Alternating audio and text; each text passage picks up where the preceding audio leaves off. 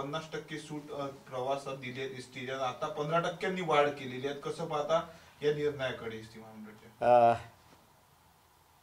एकनाथ शिंदे मला ज्यावेळेस पाहायला आले माझ्या सर्जरीनंतर, त्यावेळेस त्यांना असं मीच विचारण्यात आलं होतं की तुम्ही हे महिलांना 50% सूट दिली आहे, त्याच्यामुळे एस टी किती लॉसमध्ये गेलेली आहे. ते त्यांचं उत्तर असं होतं की प्रकाश उलटं झालेलं आहे की 50% महिलांना सूट दिल्यामुळे महिला प्रवासी मोठ्या प्रमाणात वाढलेले आहेत आणि 150 कोटी जे दिवसाला लॉसमध्ये जाणारी लालपरी जी आहे ती आता दिवसाला म्हणजे महिन्याला 40 कोटी प्रॉफिटमध्ये आली, अशी असणारी परिस्थिती आहे. आणि आज आपण असणारा देवेंद्र फडणवीस मुख्यमंत्री म्हणून पाहतोय की त्यांनी असणारा एस टी महामंडळाची वाढ केली, अशी असणारी परिस्थिती आहे. कुठल्या मुख्यमंत्र्यावरती विश्वास ठेवायचा, अगोदरच्या की आत्ताच्या?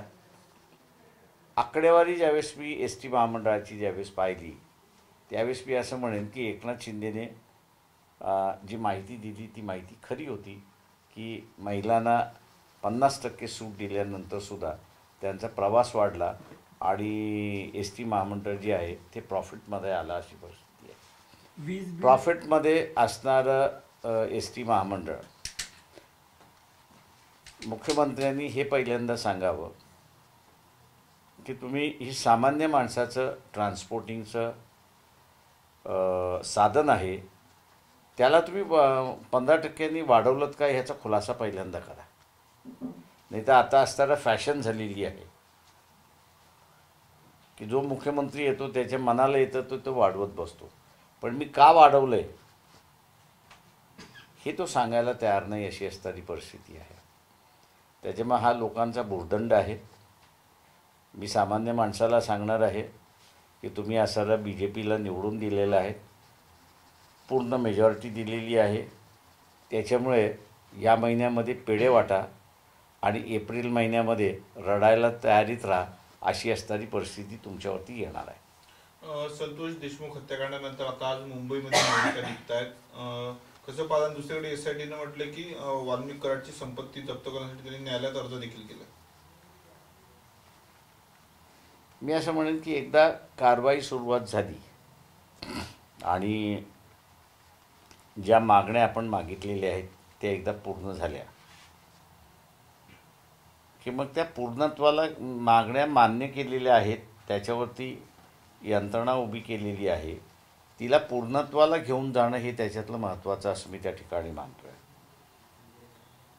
ज्यावेळेस झालं त्यावेळेस काहीच करायचं नाही, पण त्याच्या सगळं झाल्यानंतर मग मोर्चे आणि हे जे काढण्याचं मी त्याला ढोंग दतुरा असं म्हणतो, हे जे चाललेलं आहे ते मला वाटतं या ठिकाणी थांबवावं. मी असं म्हणेन की देशमुखाच्या संदर्भातली केस वेगळी आहे, सूर्यवंशीच्या संदर्भातली असणारी केस वेगळी आहे.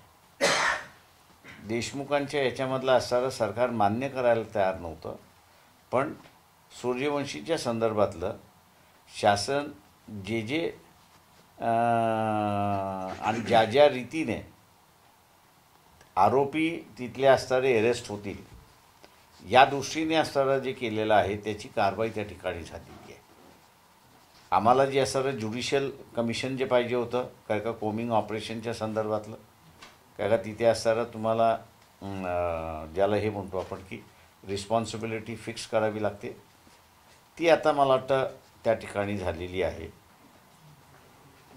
एकच वाद तिथे राहिलेला असं सूर्यवंशीच्या संदर्भातला मी असं म्हणतो की आम्ही असणारं त्याचं वय घेताना तो किती कमवू शकतो हे लक्षात घेतलं आणि त्याला अनुसरून आम्ही असणारं कॉम्पन्सेशन त्या ठिकाणी मागितलं, पण शासनाने नेहमीप्रमाणे सरकारी चूक आहे ही न लक्षात घेता कॉम्पन्सेशन देण्याचा असणारा जो मार्ग अवलंबलेला आहे तो अवलंबलेला मार्ग त्या ठिकाणी चुकीचा असं मी त्या ठिकाणी मानतो आहे.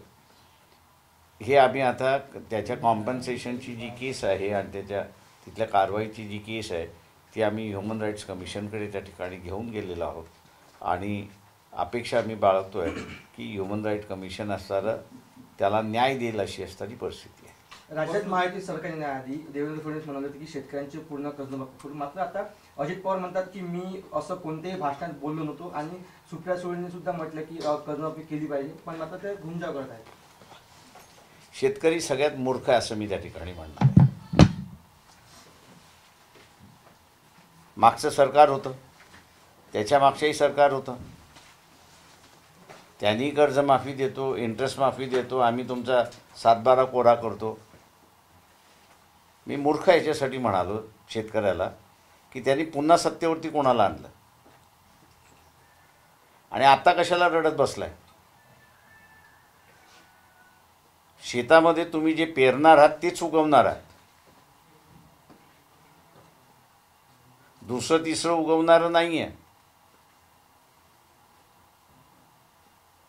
त्याच्यामुळे जे माफी करणारं सरकार नाही ते आता सत्तेमध्ये आल्यानंतर आम्ही माफी करणार नाही म्हणत असतील तर नवीन काही आहे. निसर्गाच्या नियमाच्या विरोधात तुम्ही जर वागणार असाल तर ते भोगावं लागतं.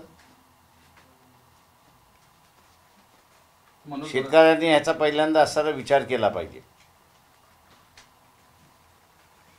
सत्य बोलल्यामुळे असणारं लोक मला शिव्या घालतील याची मला अजिबात पर्वा नाही आहे.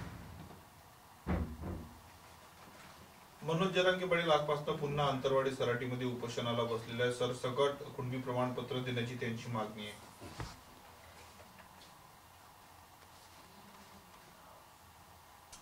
आता ही 10 वर्ष जरांगे पाटील असं धरायचं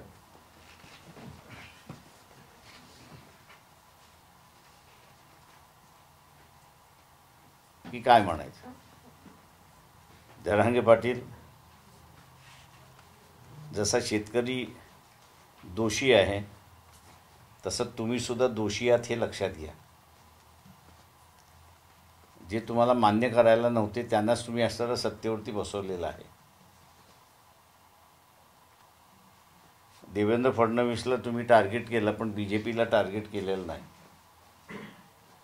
आणि BJPलाच तुम्ही सत्तेवरती बसवलेलं आहे की जे BJP तुम्हाला असणारं सर्टिफिकेट द्यायला तयार नव्हतं.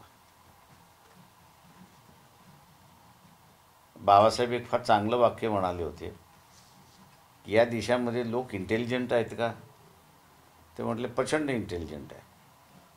मग तिथल्याच पत्रकारांनी विचारलं मग आपण मागे का, तर त्याला त्यांनी असं उत्तर दिलं की या देशामध्ये इंटेलेक्च्युअल लोक आहेत हे बरोबर आहे पण इंटेलेक्च्युअल ऑनेस्टी नाही अशी असणारी परिस्थिती आहे.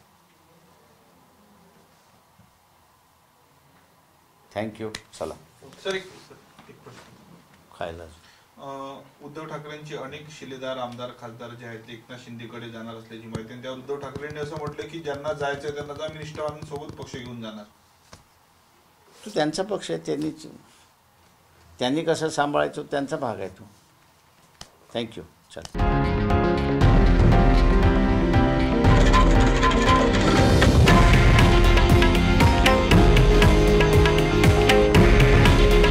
हे आहे देशातील नंबर 1 न्यूज नेटवर्क आणि आपण पाहत आहात TV9 मराठी. काळजी तुमची, हित महाराष्ट्राचं.